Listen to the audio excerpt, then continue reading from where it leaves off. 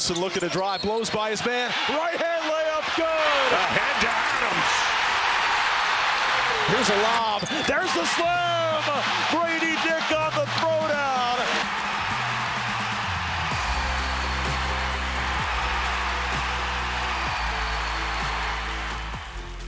Welcome to another edition of the Jayhawker podcast. I am Greg Gurley along with Wayne Simeon and our boss, Travis Goff, the head of Kansas Athletics, our athletic director. Kansas Jayhawker podcast brought to you by the University of Kansas Health System. Travis, welcome. It's crazy that it's been almost 2 years since you took over. You came into a situation that I don't know if you knew what was coming, but between transfer portal, having to hire a new football coach, to NIL, to all the different things that you've had to deal with, you're on top for a national title. Basketball last year. First of all, welcome to our podcast, and just kind of talk about how time has absolutely flown. No, it has.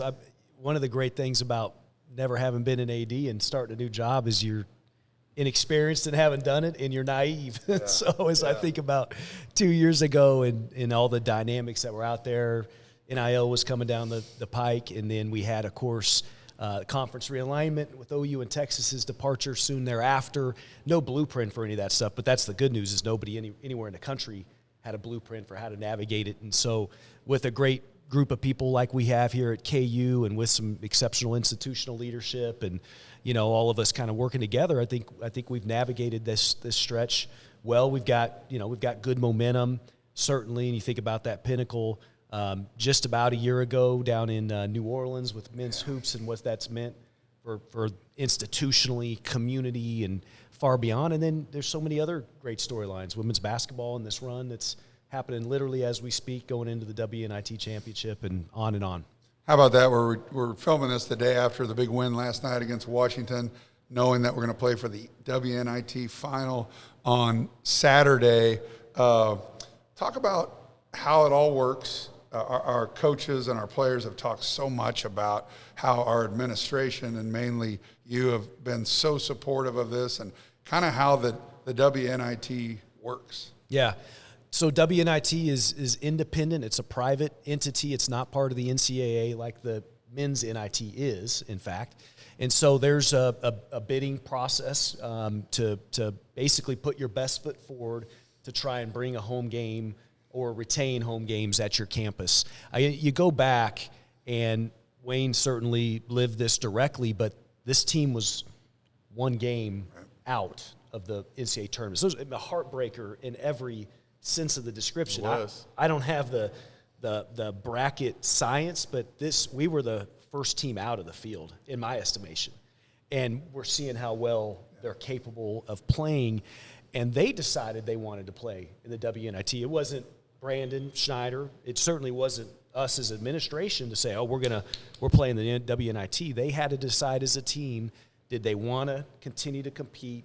Did they want to fight? Did they want to move forward? And that's what we've seen as a group that's hungry and committed to going out and winning a championship. Wayne, you can talk better about this than anyone. You've broadcasted all 5 of the games, and it's going to be broadcast on Saturday by CBS Sports Network. But the atmosphere and everything within Allen Fieldhouse is so important. The crowds have been great. You look at Travis sitting courtside with his kids. There are so many kids there having a ball. And how much do you think this will bring us to the next level next year where we've found new fans in this last month? Yeah, I think it's going to be an incredible catapult for this entire program because all eyes are on them right now from a basketball perspective as it pertains to Kansas athletics, and that has never really been the case, up until this point. And so an awesome opportunity for them. It's been great to see the fan base just continue to grow and grow and grow with each game. The girls and the coaching staff have been so appreciative of that. And then, of course, there's a big expectation coming up for this Saturday and hopes to be able to top the attendance record that our women's basketball program experienced all the way back in 2008, 2009 when they hosted a WNIT championship, 16,000. And so hopefully to be able to top that and celebrate a win and cut down nets in our own building. But, to Travis, thinking about the atmosphere of Allen Fieldhouse, which we've been able to enjoy from both a men's and women's perspective. This is something at an environment that we're trying to enhance, as well as we just got a chance to release some major renovations that are coming up here. And so tell us a little bit about the process and some of the thoughtfulness that goes into wanting to maintain and preserve one of the most tradition-rich buildings in all of athletics, but also kind of update it and bring it up to speed for the fan experience. Yeah, as a Jayhawk and a person who's been fortunate to walk this building, going back to my youth as a young guy, didn't get to play like you two studs, but, haven't had that in my blood, so to speak.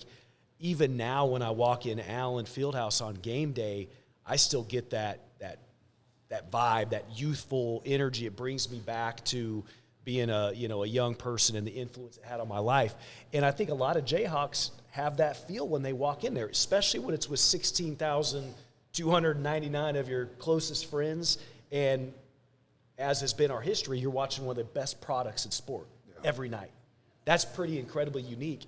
But what that has kind of created, I think, is for many of us, if not all of us, quite honestly, we've maybe glossed over what some of the fan experiential assets need to be. And so that's kind of been our realization, I think, as a department. It's not a new or necessarily profound awareness, but I think it's a heightened awareness. Coming off a pandemic, people have different expectations of what they want their experience to be in-game, in venues, premium, concessions, restrooms.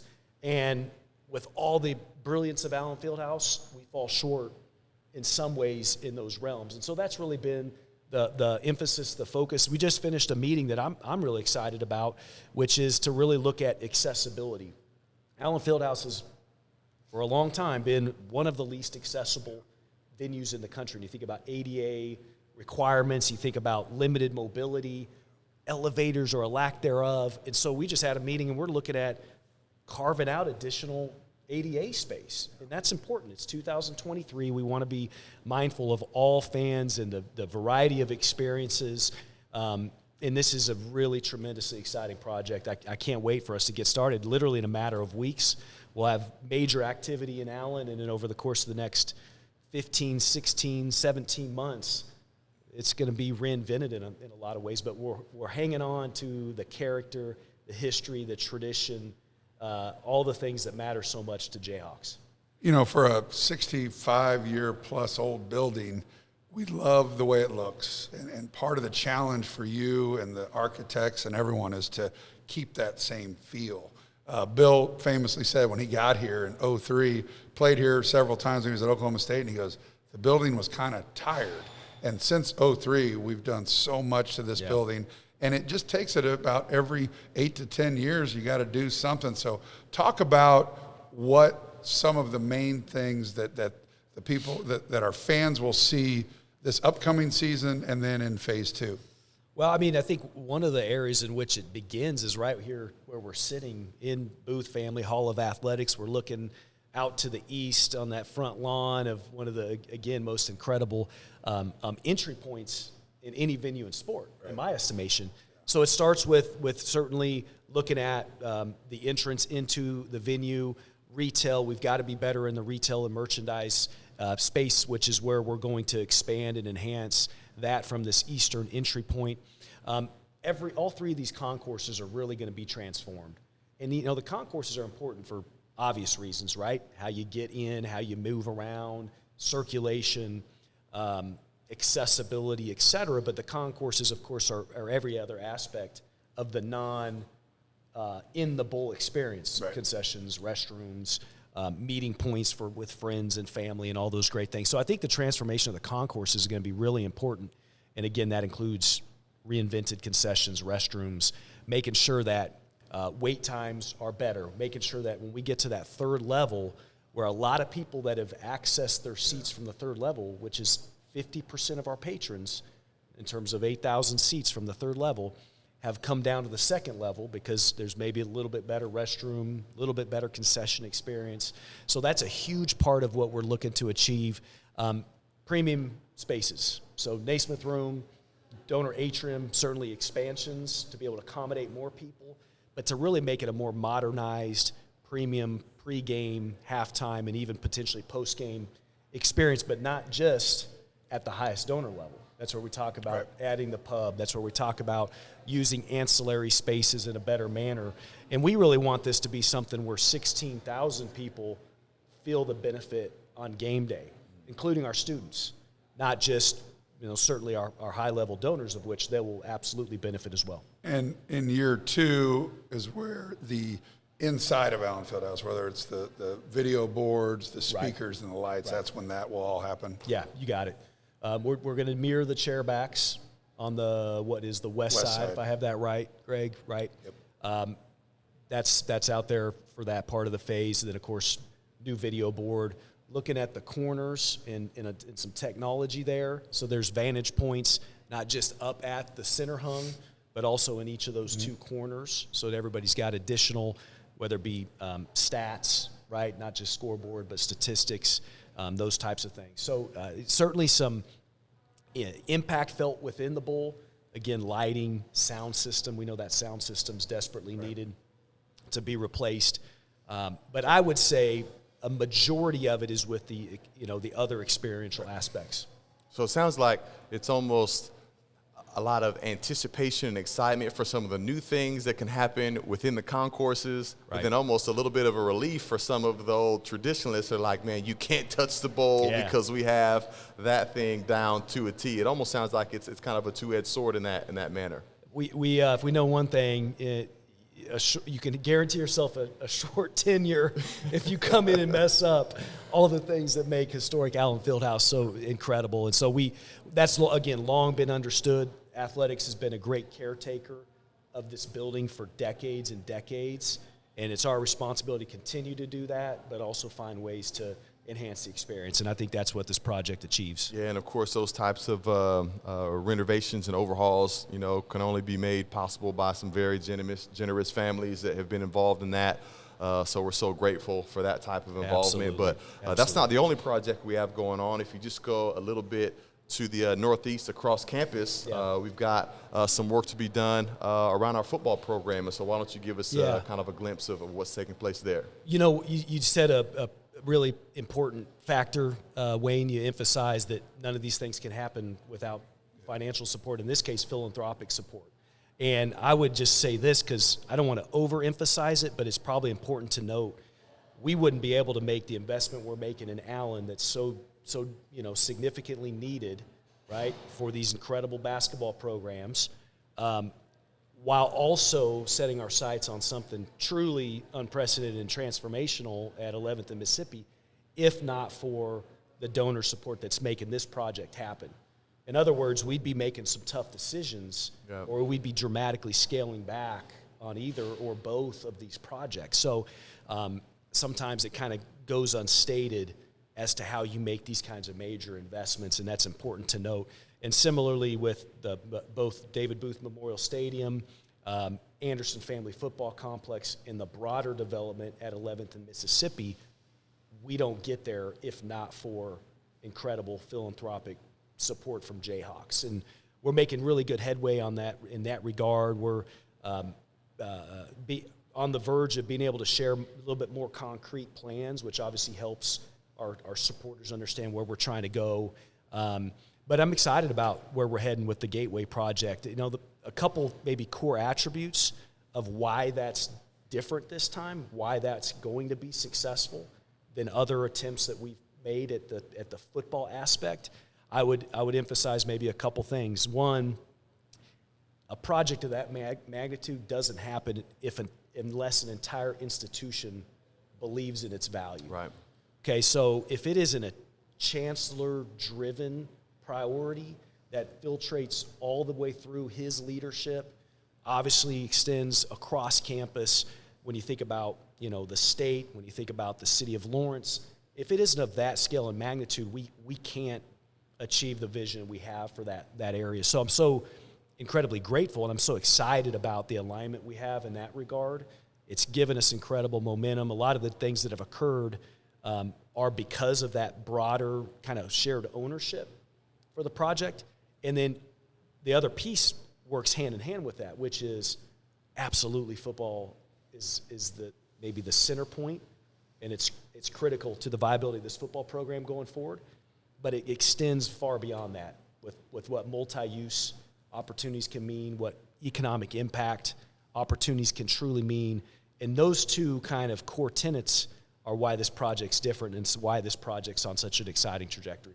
We talked about you starting this job about 2 years ago, and there was a clear path that you had to follow, and that was hire the right guy. And you went through an exhaustive search and hired Lance Leipold, and we saw a lot of progress in year one. But how about year two and the timing of what you just talked about, and how great the timing is that we had success? Yeah. 3 straight sellouts, College game day. You announced the football renovation plan right before College game day. There was a buzz, and there still is. We go to the Liberty Bowl. It's one of the best bowl games of the bowl season.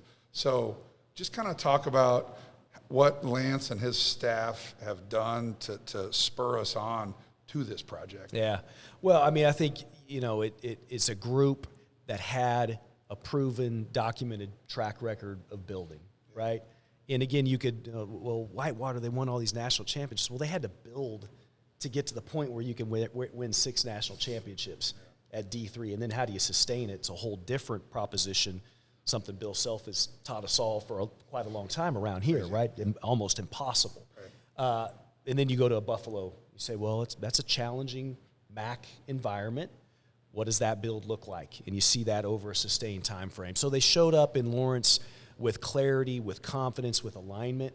And certainly Lance is the tip of that spear at every juncture, but he came with a core staff and a culture and an identity that our place has desperately missed.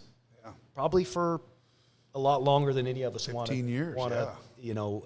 admit or accept. Not to interrupt, but talk about the longevity and the continuity of his staff. Yeah. They retained this year, thanks to our administrators and what you did with Lance and his staff, but all 9 or 10 assistants, correct?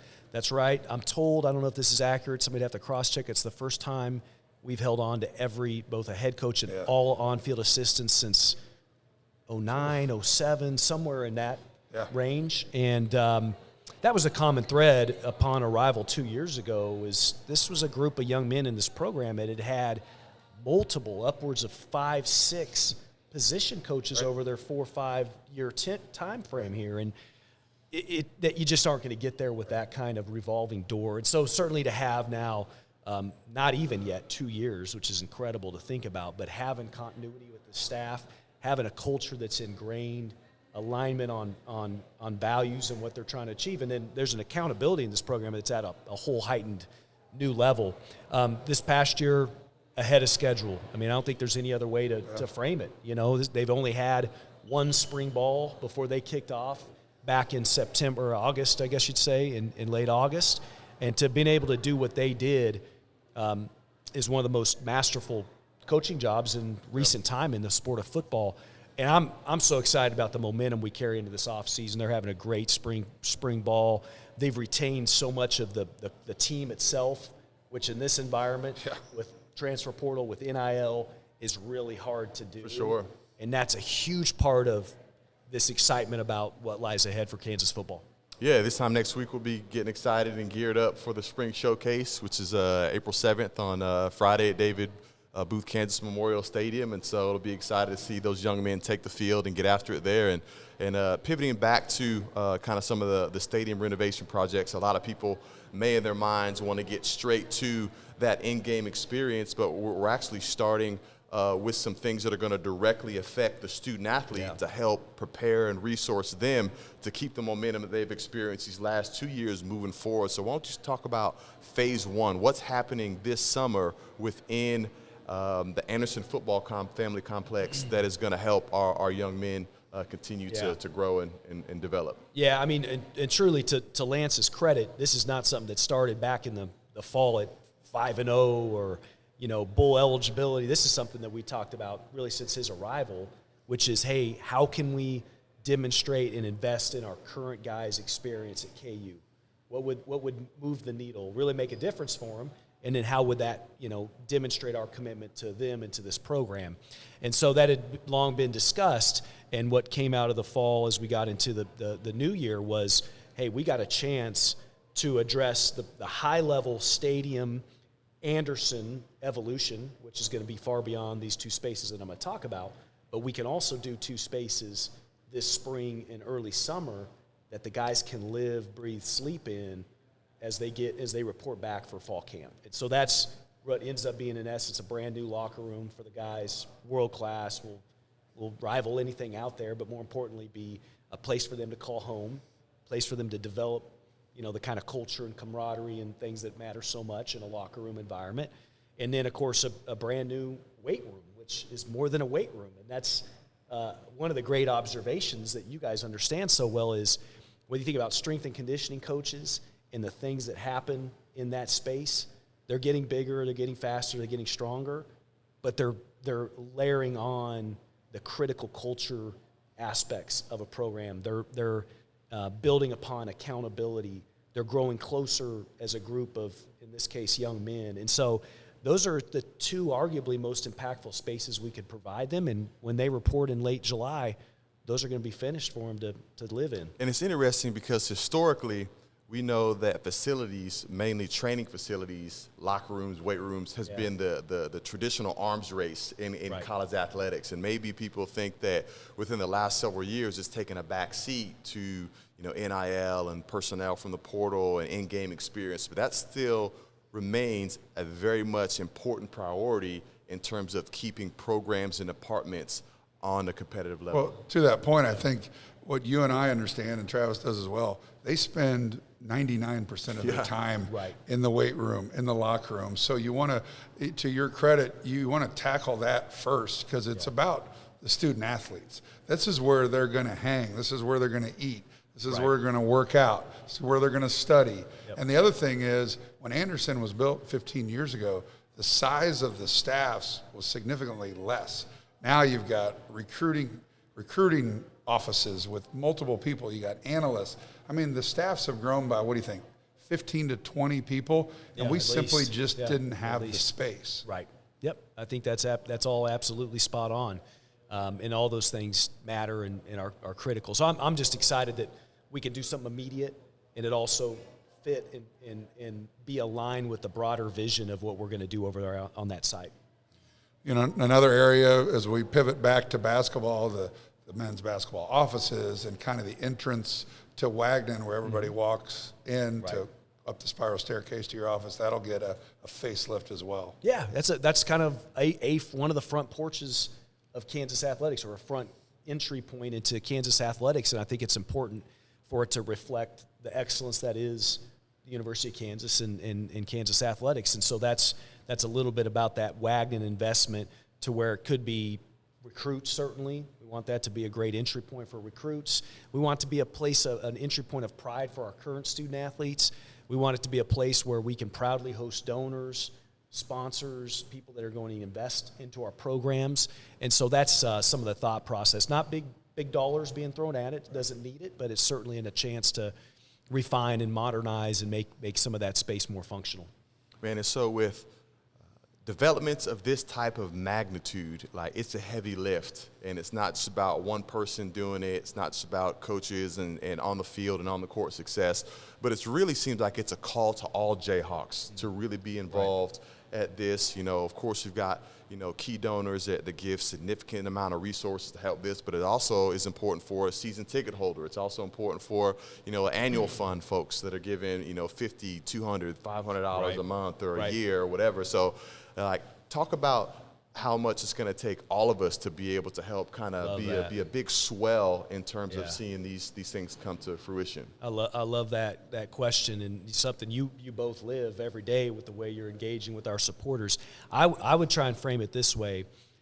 Having been away from KU for 17 years before coming back, even me working in college athletics and having a lens on development in particular, there's a sentiment, and some of which is very accurate, at least historically, that there's maybe only one way to really support Kansas athletics, or a couple ways, right? Season tickets, gift to the Williams Fund. In our case, historically, those have oftentimes been tethered together. Yep. Is that fair to say? Sure. What's occurred for all of us, right, is to find ways to make sure that every Jayhawk can make a difference, can move the needle for this department. And we've expanded upon that significant over the last couple of years, right? We now have Ad Astra Society. That could be for a supporter who doesn't want or need season tickets. They may live out of the way, or they may come to a couple games a year. Excellent, no problem. Make a gift, support this effort to invest in our student athletes. That's a little bit about that philanthropic annual giving program. Certainly, the Williams Fund giving continues to be an incredibly important kind of lifeblood for the organization. Season tickets matter more than ever. By the way, the last time I heard, we have season tickets available in this building. That's right. In Allen Fieldhouse. A lot of people maybe don't understand that.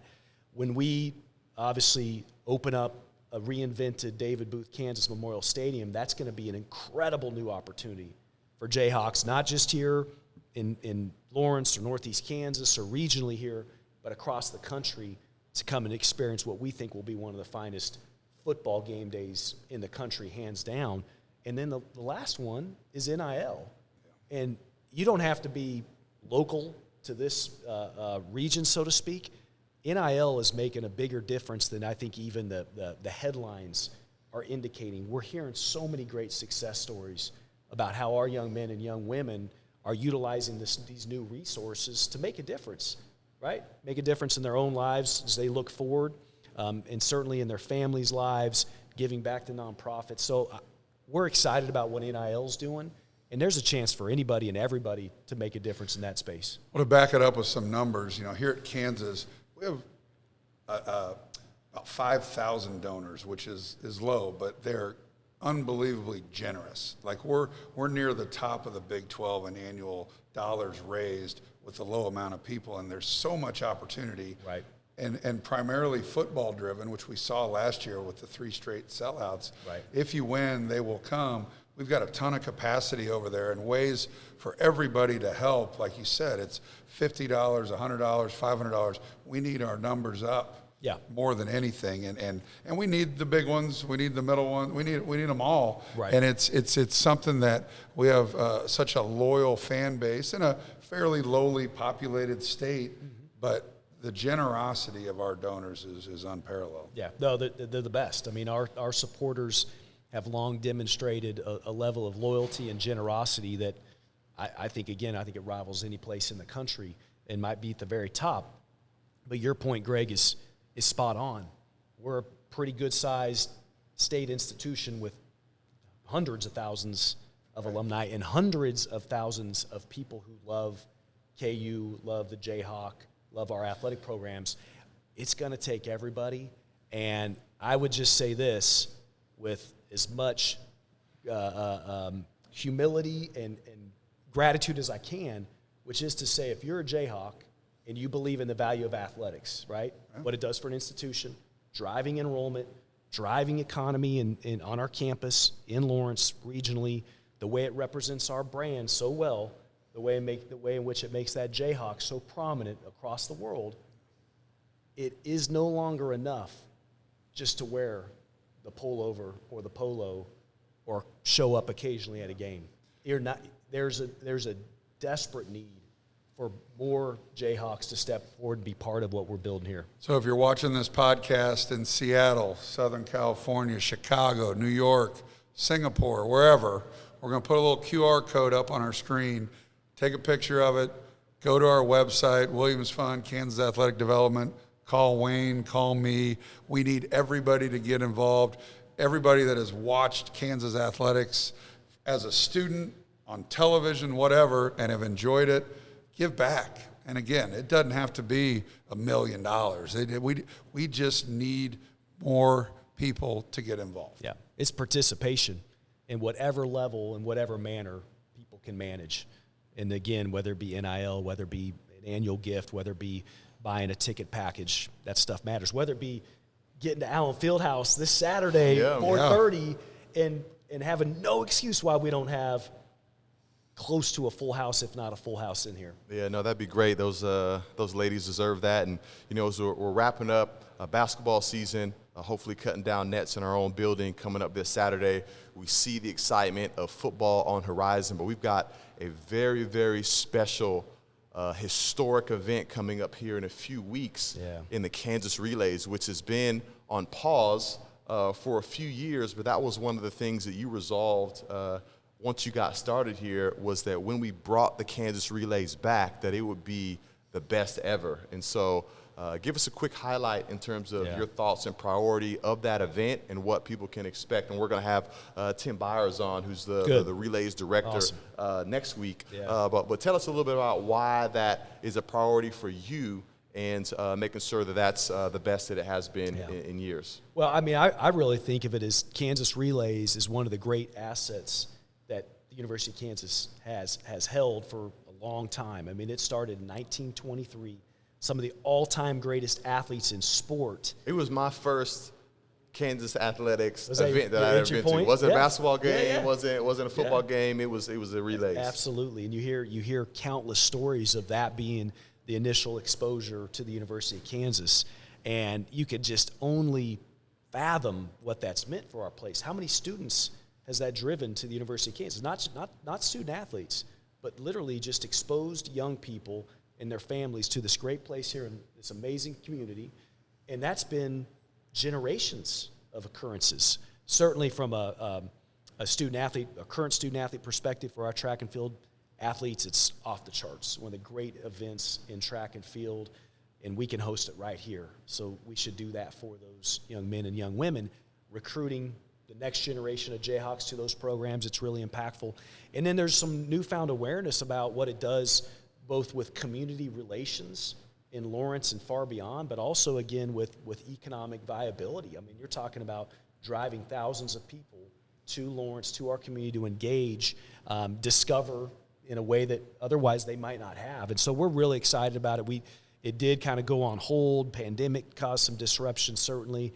And I don't know if it's been a year or 15 months or whatever juncture, there's this profound energetic, enthusiastic recommitment to some extent re-envisioning the relays, but to holding true to something that's really meant a lot to so many people. Well, not to mention the facilities out there at Rock Chalk Park are amazing. I mean, we're so fortunate that, and we don't talk about it as much because it's a little bit out there, but it's tennis, soccer, softball, and the track facility is one of the best in the country. And we'll be able to showcase that at the Kansas Relays and everything that's around it. You got it.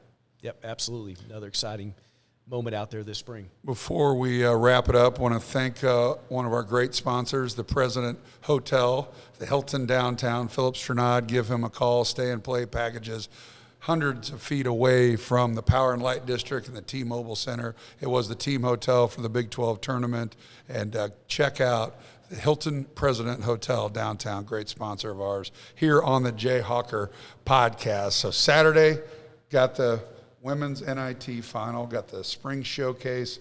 Next Friday, night before that, we're going to put a bow on the Big 12 champion basketball team, which, obviously it was a frustrating and disappointing end to our season as a 1 seed, losing to Arkansas. But I just don't think we talk enough about how impressive Bill Self and his staff are with what we lost.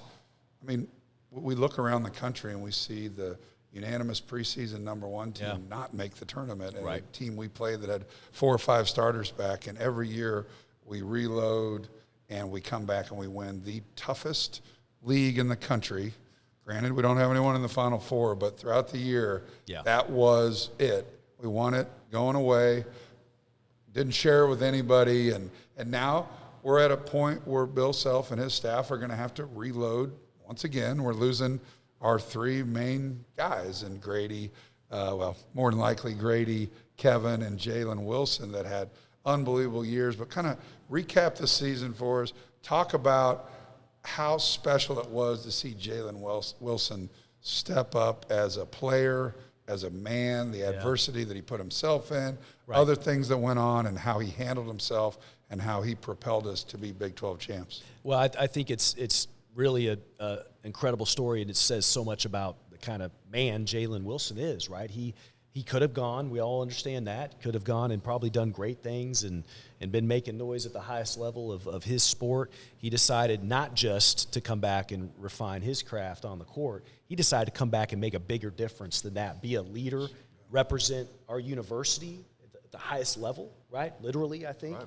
In so many ways, he's done that so unbelievably well. His journey and that evolution and the development on and off the court, the maturity, the leadership, the selflessness. I mean, that's a generous, selfless person. You mentioned it earlier. How many times have we been at a charity event and our guys, you spoke of NIL. Yeah. Jalen kind of led the charge, and granted, they're making money and doing well, but they've given back to local charities. That's right, out of their own pockets. And really, the first year and a half of having the ability to earn money that they warrant, that they deserve. Right. Jalen's leading the charge and turning around and giving that back to people in need, quite frankly. So, the Jalen storyline, at the end of the day, watching this conference night in and night out, being at home, going on the road, and recognizing the greatness that is in the Big 12 and realizing this was a group just coming off of a national championship, replacing 60% of the production, and coming back and winning this conference was unbelievable. And honestly, probably only at KU could we ever gloss over that kind of achievement, right?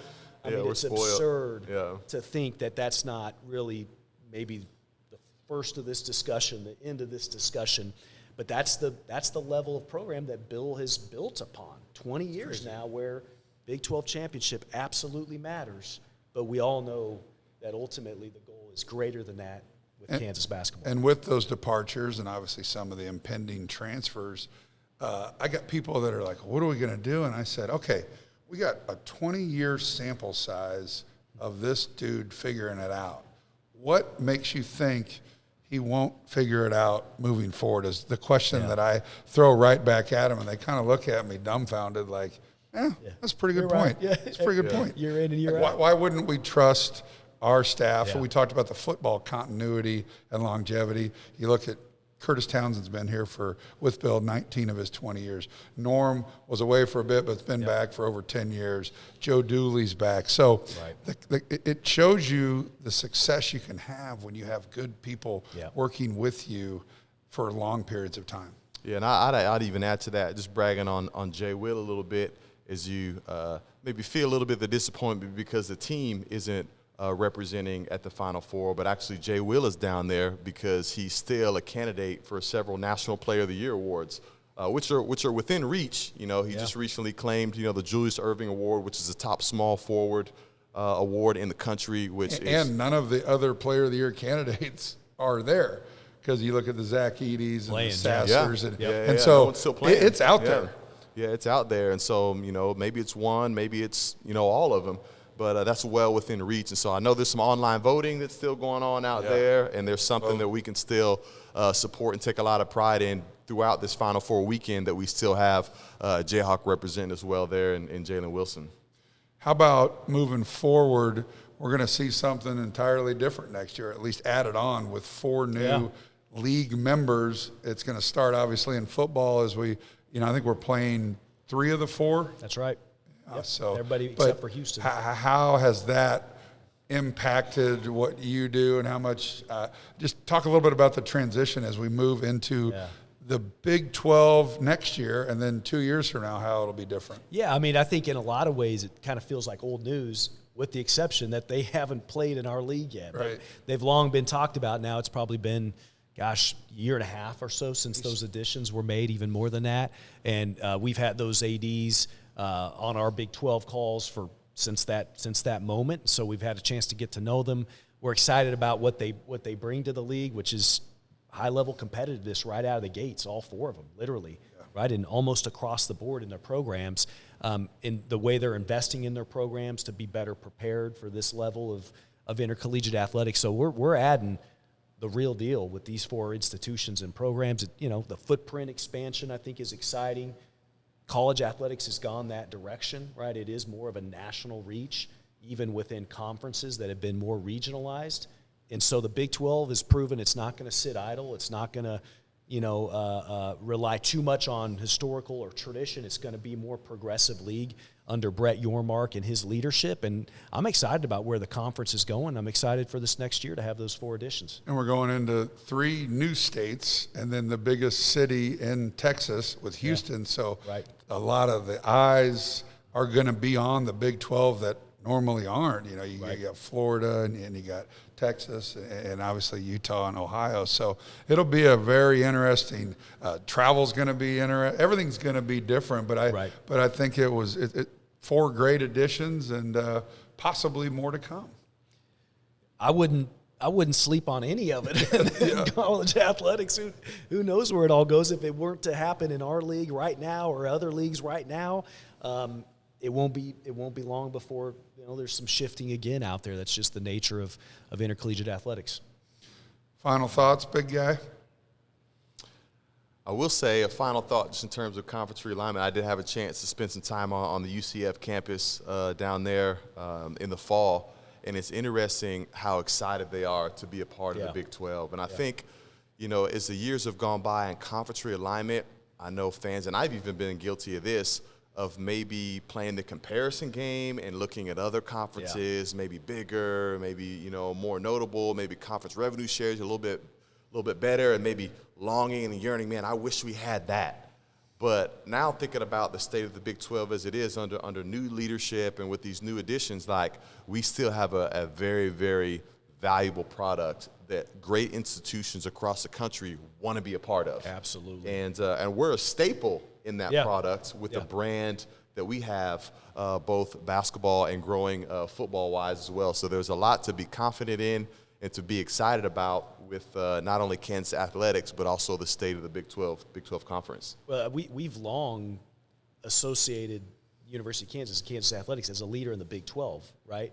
It isn't taking Texas and OU's departure for us to feel even more strongly about that, but there's also this opportunity that's right in front of us. Why shouldn't the University of Kansas be the leader in this conference in multiple programs, as a healthy, vibrant athletic department, as an incredible institution that we're tethered to, that's growing with enrollment, that's academically getting better, that's an AAU and a Research One institution. So in that regard, a lot of people talk about other conferences, which we can all understand and relate to, but we got to be the best of what we are, and we're not there as a department. We're not there across the board in our programs, and that's the opportunity at hand. That's the challenge at hand, and in so many ways it goes back to we need everybody to come be part of building that here. Well, I tell you what we do have here. We got great leadership at the 3 heads of department. You got a great chancellor.